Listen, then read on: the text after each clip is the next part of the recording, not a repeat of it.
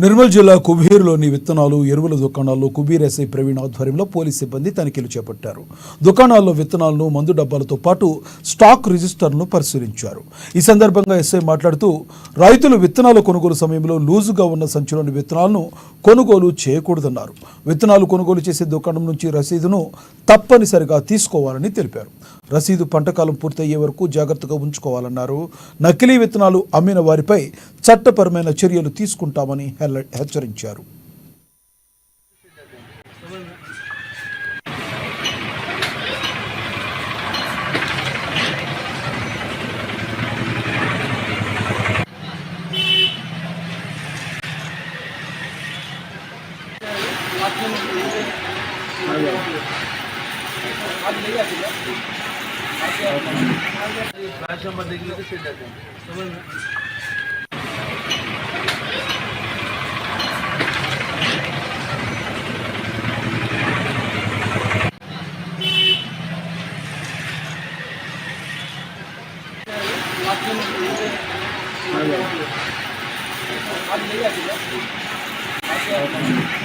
flash number देख लेते